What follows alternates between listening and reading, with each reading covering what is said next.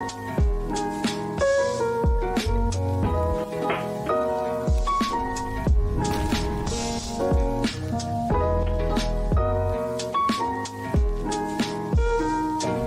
Boston Celtics advanced to the second round. It was a wild back-and-forth game right up until a decisive finish by the Celts to close out the series. Wow, what a game. Let's get right into it next on First to the Floor. Who's going to be first to the floor here? And it was Marcus Smart, as he usually is. Brown drives. That's not the first time we've seen a superstar in green and white sacrifice the body. Knocked away.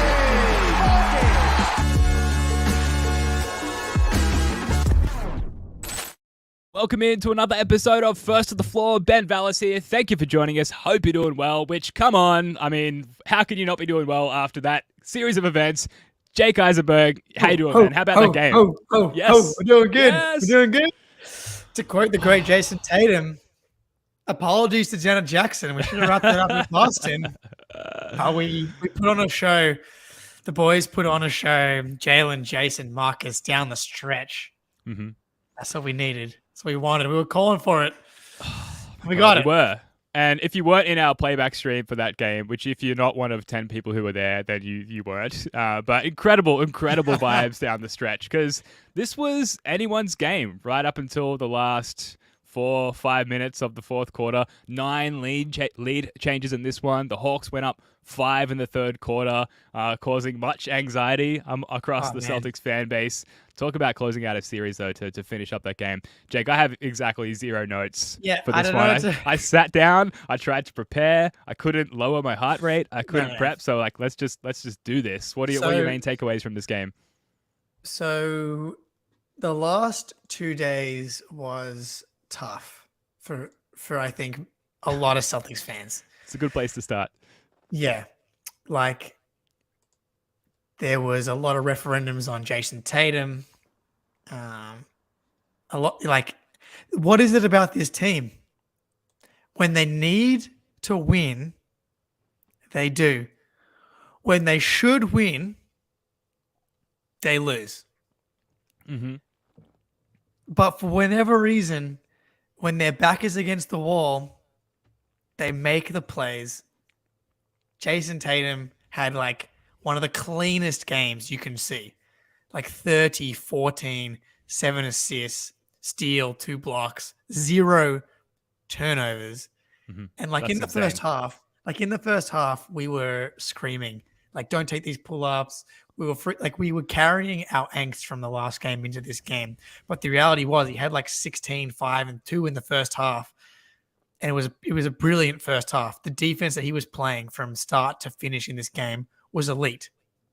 Absolutely elite.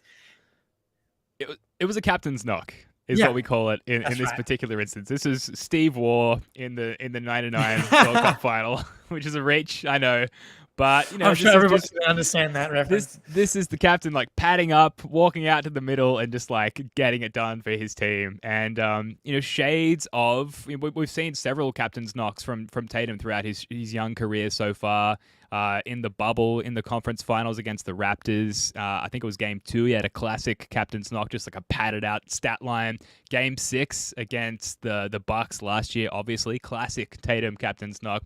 And then in this one, and just to punctuate it with the 0 turnovers, to add to the flawlessness of it. Not totally flawless. Earlier in the game, there were a couple of let's see if I can get myself going, quote unquote boneheaded 3. Oh, not quote unquote, they were kind of boneheaded, but ultimately, and now in hindsight looking back, a near perfect game from Jason Tatum. In this one, both teams scored at least 30 points in every quarter, except for the fourth. 30 points for the Celtics, 20 for the Hawks. The Celtics just locked in defensively. What did you notice in terms of the difference defensively for the Celtics in the fourth quarter compared to the rest of the game? Was it just the Hawks not hitting shit? Because they were hitting crazy shit all game. Or was it something the Celtics actually did? I honestly don't know. Obviously we're in the wake of that. And what were they doing? The shit that the Hawks were hitting for the last week, whether it was Bogdanovich from the logo, John Collins hasn't made a shot in 18 months. And the last 2 games, he's shooting 50% from 3. Some of the floaters that were just bouncing, ding, ding, ding, and then Drop. dropping in. Yeah. And then on the other end, the same thing's not happening. Like it just felt like they stuck with it. That's what I think my biggest takeaway was, is that they kept sticking with it. They didn't feel panicked. They just kept sticking with it. Tatum, man, he was everywhere on the boards. They could not get a rebound, it felt like, for half of this game. But like they eventually started corralling them. Joe's playing like musical chairs with the big man. Rob was a mess. Al was he came good late. Grant came. Grant was huge. He was just like, what do we do at the big man spot? That was maybe the biggest story of the game, was like, coming into the series, we're like, we finally have healthy Rob. And we've seen flashes of like why that was such a big deal. Mm-hmm. But the last 2 games, he was nowhere to be seen. Like how many minutes did he end up even playing? He played 16 minutes. And it wasn't because he was in foul trouble or because he was injured. It was because he was bad. Yeah. Yep. And so that's what I'm like. Al, Marcus, Jason, Jalen, the fellas. Yeah, you guys. Yes. That's what's needed. It was pretty, but we Yeah. got Musical chairs with the bigs is right though, man. And like, thank God for Grant Williams, who could come in, he could switch. We saw quite a few minutes of Grant at the 5. We got the one corner office knockdown under some duress. It wasn't like the most open shot that big he's shot. had. He just gave the game what it needed, and he gave us as fans, like, fuck me dead, man. Like, that 3 at that point in time, like, we just needed that shit to calm our hearts and stop us all going into cardiac arrest. So Grant was great. Yeah. Rob, yeah, just not a great Rob game in this one, or the previous game, unfortunately. And then Al Horford, 7 rebounds in the fourth quarter. Like, had a pretty terrible game. And then I suppose now's a good time for me to cue up the fourth quarter highlights so we can just talk about the stretch run there. But incredible fourth quarter from Al. He mentioned post-game, I don't know if you saw it, Jake, but some Hawks fan had been talking smack to him from the sidelines at around that juncture of the game, and that apparently woke him up. I would like to think that obviously the need to fucking win the game obviously woke him up as well. But it was incredible, splashing those threes from the corner. He hit one where it was, Jason Tatum hitting a cutting Marcus Smart, who then like dished it out to Horford, who splashed the 3. And then the next one, I think it allowed, the defender had to commit to Horford in the corner, so it allowed Marcus Smart to get to the rim. And then we saw another Al Horford corner 3 attempt on the same play. He missed. And then fucking Jason Tatum comes in for like all-time super significant putback slam to like basically end the series. Amazing stuff. What do you think of Horford and I guess the whole team overall down the stretch? Yeah, like that tip. Just quick, we'll get back to Tatum, but like this was why Tatum is a very distinct superstar. It's the everything.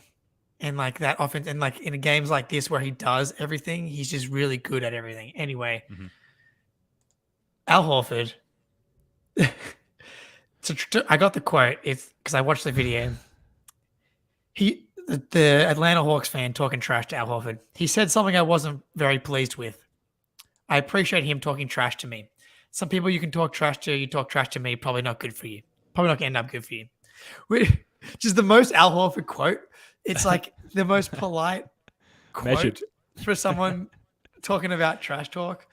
But yeah, man, he was huge down the stretch, and like they just needed someone from that spot to step up, and for him to go 2 for 3 and those 7 rebounds. And he did it in game 4 as well, where he had the 11 rebounds, a couple of offensive. He's been clutch. And when we needed him to step up, he did.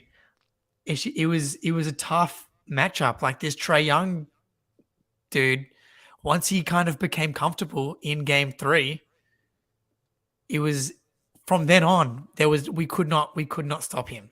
Mm-hmm. We could not stop him generating. I'm not sure if it was him or what. But like this is the playoffs, man. Like right now, they like Miami Heat. We haven't even gotten to that yet. But like a team could just get hot for a week.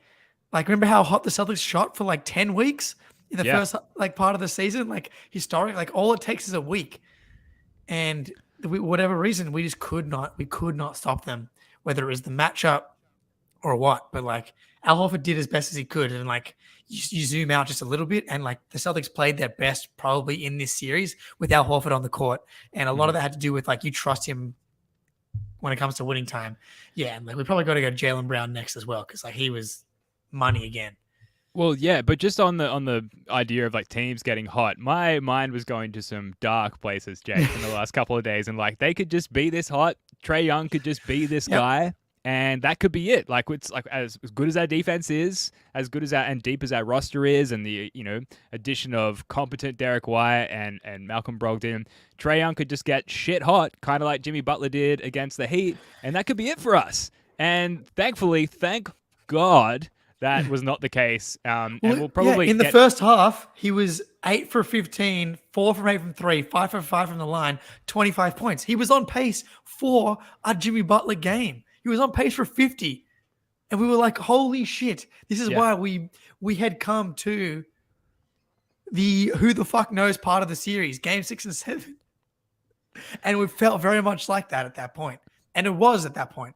But and then the second half for Trae Young, 1 of 13 from the floor, 5 points. And we were already giving Al Horford his flowers, but obviously Al's being put in, we're playing him in drop coverage. The Hawks were hunting him consistently and cooking him for the most part, but Al absolutely stepped up. And I know we did some different things, like we put different assignments on the roll man to try and get Al out of a tough position there defensively. But for the most part, it was just Al like stepping up, playoff Al, and holding his own down the stretch. Yeah, let's talk about Jaylen Brown. I really just want to run through the sequence here. The end of fourth quarter sequence, right? It starts with Jaylen Brown. Big balls 3. Big fucking huge testicular fortitude the late 3. shot clock rainbow 3, yeah. Ties the game with 4 minutes 50 remaining. Next play, Tatum on the wing, smart cuts. We've sort of covered some of this already. Tatum feeds him, kick to Horford, corner 3, hits it, goes up 6. Next play, Tatum step back 3. We've been booing that attempt all night, but in the moment, huge 3. We go up 6, I think. Yes. Next play, Tatum to a cutting smart again. Again kicks to Horford. Misses. Tatum epic putback slam, which we talked about. DeJounte Murray up the other end hits a pretty clutch 3 off an inbounds play to cut it back to 5. I couldn't believe he hit that. And again. Wild. And then Marcus Smart hits a huge 3 down the other end. And from that end, it was pretty much it. Malcolm Brogdon, I want to give him his flowers, had some pretty clutch floaters and drives to the rim to sort of like keep us in it early in the fourth quarter.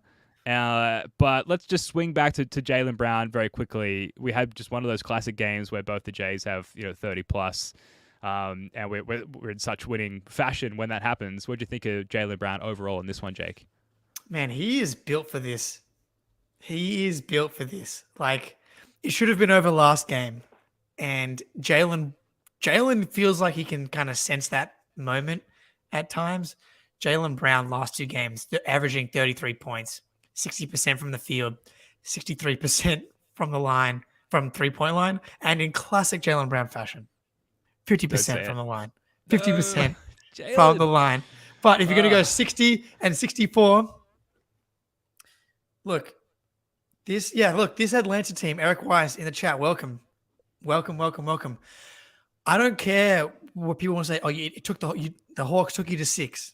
Whatever. This Hawks team can flat out score the ball. And like, we'll get back to Jaylen in a second, but like over the last 4 games, this includes today, 42.9% from 3, which leads the playoffs. Any team, even the Heat, who were shot 42.5%. Which is absurd. The Hawks shot even better than the fucking Heat, who just took down the Bucks in 5. The Celtics were able to sustain that and keep scoring and keep sticking with it. And Jaylen Brown was like the engine in game 4 and then game 5, clutch over and over again. Like he had that moment, right, where he took the mask off, and at least as far as like zooming out and looking at the series, that was kind of the turning point for Jaylen Brown. And yeah, I don't want to get too ahead of myself, but I suppose we can now, right? Like looking ahead Yeah, we to can, the finally. Sixers series, which we are very much a part of, like Jaylen Brown, like just his player archetype, his, I say it all the time, physical dimensions. Like he is a huge advantage offensively in that series, and to see him having found himself and maybe overcome the cut on the hand or whatever that was, Yes. and getting used to, I guess, wearing the mask again, and essentially just fighting himself again. That's really promising going into that series. So a great back end of the series from Jaylen Brown. Like, as painful and as emotionally tumultuous as last game and this game was, you could easily spin this as being a good thing. Sure. Like, they now have been in the trenches. The only part of it that sort of worries is that Al Horford got extra miles, because there's not really anyone else on this roster that I worry about being tired. And Al Horford still stepped up in the fourth quarter. But like this game, the rumblings of a collapse are afoot. Mm-hmm. And the Bucks Heat thing added to the atmosphere and the pressure. Like the Bucks going down to the Heat over the past few days, added so much extra stress.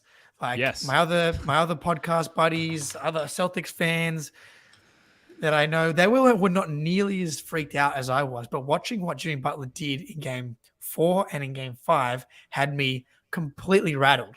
Like all the objective analysis was out the window, because all it takes, again, like Trae Young was on track, but like he stuck with it and he wasn't able to keep it going. But it's like, and like it's just black magic wizardry sometimes in the playoffs. Like some of the shit that Atlanta was hitting over and over again, whether it was Bogdanovich not missing a shot or these roll in tip-ins that the Celtics for whatever reason weren't getting the bounces of. To go through that as emotionally as a team to survive, and now it's a reset. There's no must-win games now for 2 games. If we go down 0-2, no must win until Game 3, and then we'll deal with it then. But now it's like a reset. From my own like neurotic fandom, sensibilities, I would argue that you absolutely have to maintain home court advantage against the Sixers, and so I would call games 1 and 2 must win. You have to, his knee's only going to get better, right? Like Embiid's knee's only going to improve, I suppose. No, it's only going to get worse, Ben. Right. It's only going to get worse. Okay. It's only going to get worse. The more he plays, it's only going to get worse. Have you learned nothing? This team needs to win must wins on the road again today. Yeah. Game 6 against Milwaukee on the road. Game 7 Eric Weiss had a classic Eric Weiss, just distilling the whole thing perfectly, so we can understand it. But like Tatum in particular, but like the team broadly, but it's all driven by Tatum for whatever reason. Can't smell blood in the water. It just has to be back against the wall. And again, today, it wasn't technically back against the wall must win, but it was, because as soon as you go to Game 7, it's like terrifying.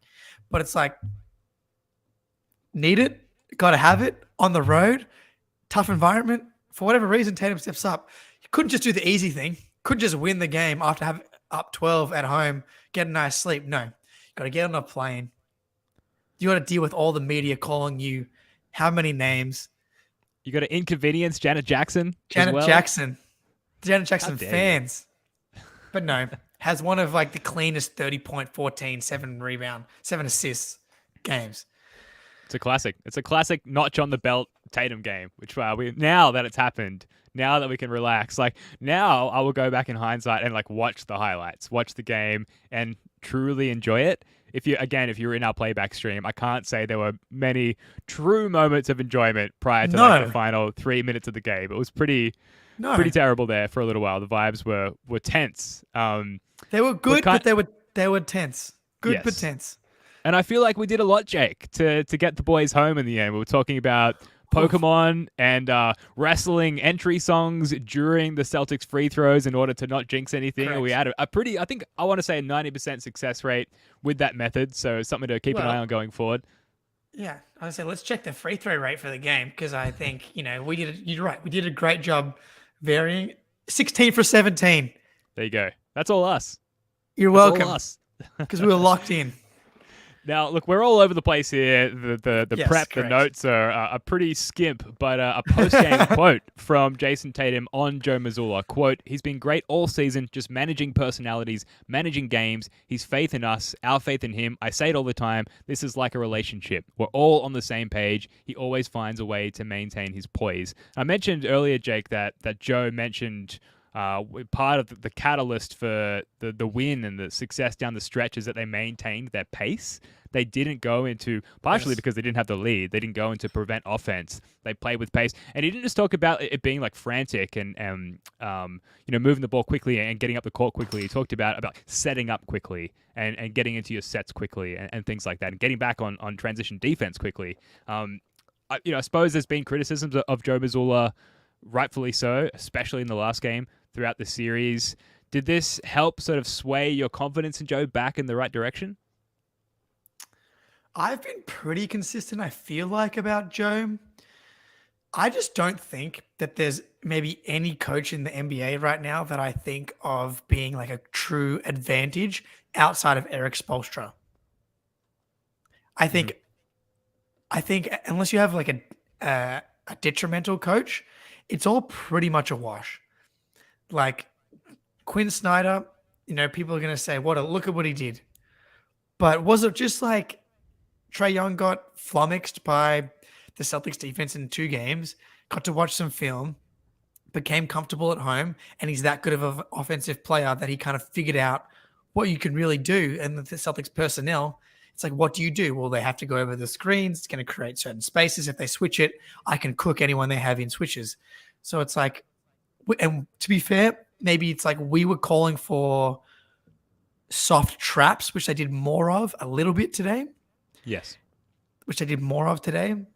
And I thought like maybe, Joe going to Blake, should he have gone to Grant instead of Blake down the stretch last game? I don't think that was the issue. That was all I put in that loss on Tatum, and 80% on Tatum, 15% on Smart, and 5% on Joe. The pace, as you said, maintained today. Was that because Joe just reminded them 3 times more about pace than he did in the last game, or was it because they just actually did it today? I refuse to believe it was like last game. He wasn't reminding them constantly to play faster. So like the coaching thing, I think it's like 90% players. Like as good as Spoelstra was, Jimmy had to fucking do what Jimmy did. But like,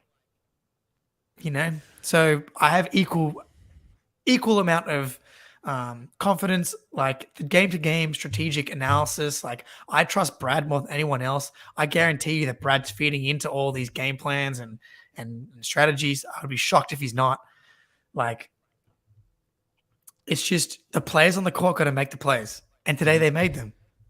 Yeah, and the thing that we all seem to be sure of as a fan base, like the general consensus, is that like these guys, they are who they are. There's enough sample size in terms of like how they behave in certain crunch time situations that like we kind of need to expect to not expect a change in their behavior there.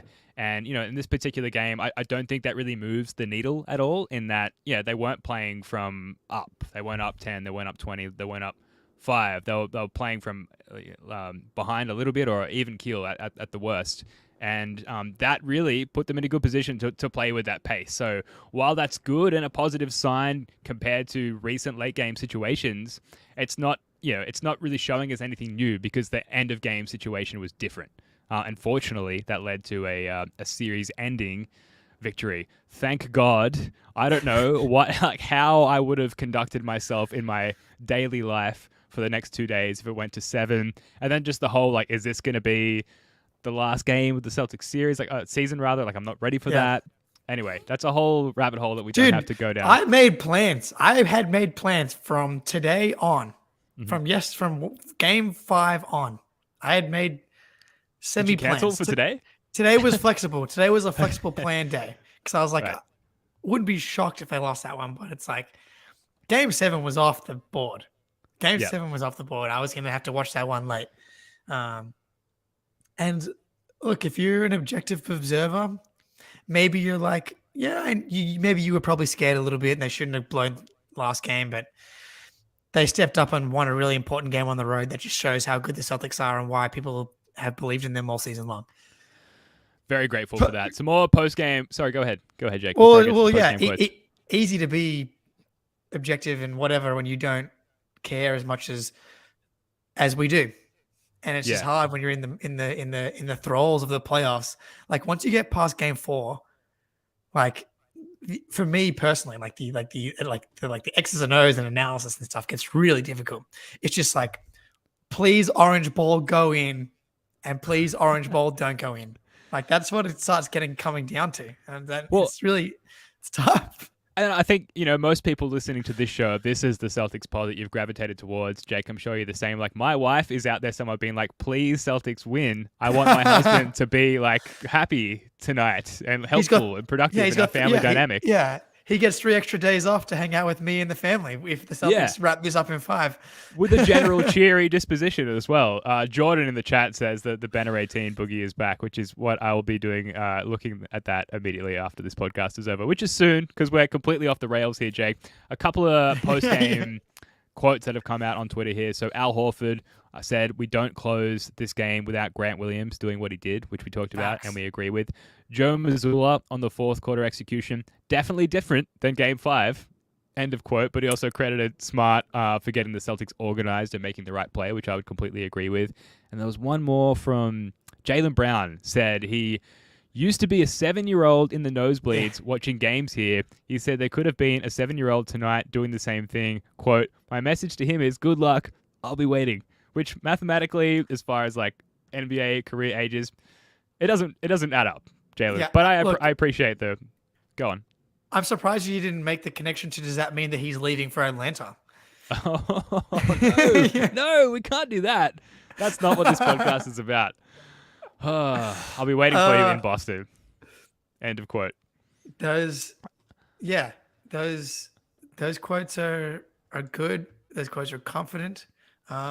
Never in doubt is what I'm hearing from these guys. And look, maybe this team, the offensive execution was much better, right? This team with a lead may as well be the fucking Illawarra Hawks, which is like the regional Australian NBL team. This team down or tight is the 95 Bulls. Like the execution down the stretch today, why did we not worry about the pace? Maybe it was because they were like making a focus to nail the pace. Or was it because there was urgency? Because if they didn't, they were going to fucking lose. Versus last game where they're up 12 with 5 minutes to go and they feel comfortable.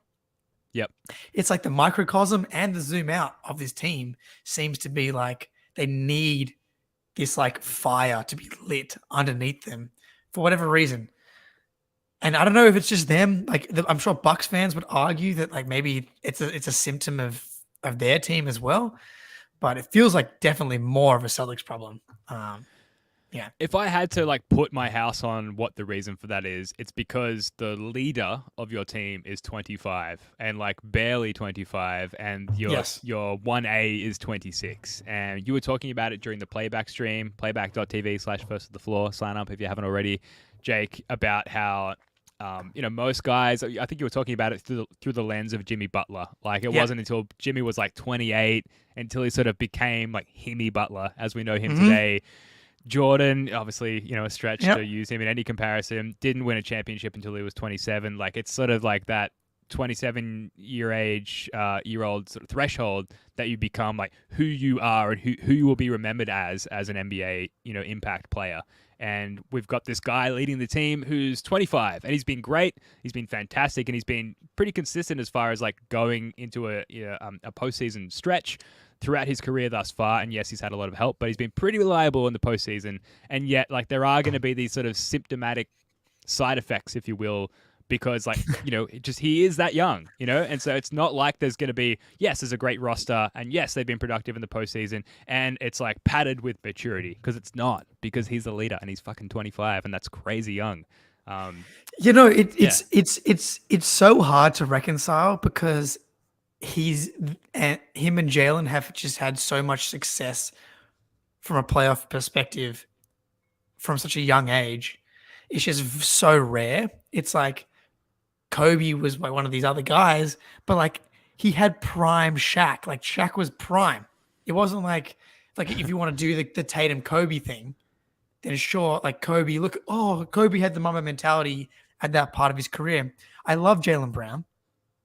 He was not prime Shaq. Shaq Unfortunately not. Shaq was making people quit fantasy basketball because it was not fun. Mm. Because if whoever had Shaq on his team, it was like, you know what I mean? Yes. It's unfair. Like I hope if Jalen heard this, he would understand where I'm coming from. That like, oh, he'll hear this. Don't worry. yeah, exactly right. I'm sure it's the first thing that like prime Shaq putting up like 30 and 15 series upon series upon series, no matter who it is. Like it's a different comparison for Kobe, who was young and like didn't have to be the guy. As good as his roster is, you kind of go as far as your best player can take you. And like I went back and looked at the Jimmy Butler stuff. Like go back and the year before Tatum came into the league, Celtics played the Bulls. Tell me the Jimmy Butler memory from that series. There wasn't really one. Mm-hmm. And he was 27 at that point. He did not become this guy. He didn't know he was not this guy until he was like 29, 30. And so it's just hard to reconcile because we want, like, is it enough? Like, is this version of Tatum enough with this roster to get it done? And it's just, no one knows. Mm-hmm. Maybe he learned from the last game. But it was certainly, the education, the syllabus for Tatum has been much more packed in, much more condensed early in his career, and that's where you could make the argument that like Tatum's got to learn sooner. And like, I don't know, maybe we need to stop there because like he was incredible tonight, so you can't really criticize the guy, at least in a vacuum with this game. Jake, let's wrap up with this. Who was the MVP of this series? Because I don't think there's a necessarily obvious answer to that question. And folks in the chat, Eric Weiss, like, let us know what you think, and Jordan and Michael and everyone, let us know your thoughts. MVP, Z Gamer, of course, GOAT fan of the show. The squads. MVP of the series, like, okay, so let me say this. Well, let me ask you this: who was the leader across all 6 games in plus minus in this series for the Celtics? Who would you think that it was? I was just gonna default to Tatum, just because it always is Tatum. But I don't know. It was Al Horford, a plus 10 throughout the series. Tatum was second, a plus 5.7. Brogdon, a 5. Jaylen Brown, 4.3. And it kind of all descends from there. Yeah. But I also don't know that I'd necessarily give Al Horford the MVP. I'm trying to butter up Z Gamer. Absolutely, always. I don't know if I necessarily give Al Horford the MVP of the series. I would have maybe Derek White. I don't know. So hard. This is a microcosm of this team. Like you want to say Tatum because he came through today, but Marcus Smart was the reason they won Game 4. Like, he was incredible in that stretch. Or was it Jaylen Brown, for stepping up also in Game 4, or Derek White because he was playing at like an All NBA level in games 1 and 2. Like, I think you could argue for Derek White, but today he was not. It was not good. I think you got to give it to Tatum, right? 27 points on the series, 10 rebounds exactly, 5.3 assists, like just pretty consistently solid. And, I think that his bad moments are magnified because of our expectations as fans, but you can't really argue. Like 35% from 3 on 10 attempts, not great, not terrible, but just sort of consistent. I'm going to go Smart. I'm going to go smart. I'm going to go Smart just because I think that he stepped up in like winning time. Mm-hmm. And I think it reinforced, like, I think a question facing this team and fans and probably Joe Mazzulla is like, what are we doing with crunch time? Because it doesn't feel solid. Literally outside of Jalen and Jason, it has kind of felt like you can mix and match who's closing. But I feel like, and even today, there was like that stretch where Marcus missed those 2 threes in the game 5. In game 5, he fouled Trae Young like at half court, whether it was a foul or not. But he made that decision. But I still I want Marcus Smart out there in winning time. I want Marcus Smart out there in winning time. So I'm giving it to Marcus Smart. I think that's fair. And just, to probably going to attribute something to Brad Stevens in that it's so difficult to actually give this award out to an individual. Maybe it's the guy that assembled the team where like everyone had highs and lows. It was really a team effort to pull this series out. Obviously, we can't give most valuable player to an executive, but it's difficult not to tip the cap to Brad Stevens. So you're going with Tatum though? So Brad Stevens deserves. Well, Z Gamer very rightfully just called me out in the chat No. and said that Tatum had 3 games where he shot below 41%, which is absolutely true. I'm a victim of the moment. But he was doing a lot of stuff. This is the thing though with Tatum is that if he's staying engaged, the other end and the rebounding and the playmaking and the gravity still has an impact. And even though like visually it can be so viscerally, like your body's just like reacting to some of the shit, but like it makes it hard to ignore some of the other stuff. I want to go back to Al Horford almost. Who was third in the team in minutes? Al Horford for the series. Like he was out there. He was out there, man. This Hawks team gave it to us, huh? I respect the shit out of them. Stressful. So stressful. And we were so happy to get the Hawks. Remember the good times up 2-0? But, I mean, would you have rather gotten the Heat? No, God, no. And I think I stand by it. Of course. No Exactly. question. Disaster. So, and I was wrong about. I do think if it was flipped, this would not have happened the way that the world is existing right now. But that's how the universe works. We'll never know. happy with just not knowing, right? No. Not having to go 100%. Give me this over whatever would have happened. No question. Yeah. Celtics in 6 is a lot better than Heat against the Bucks in 5. X. Any Oh my closing God. thoughts? Like, do you want to give a quick rundown on Philly? Obviously, we're going to do the big Philly pod. We're going to bring Spoonie in. We're going to bring the other guys in and do the full breakdown.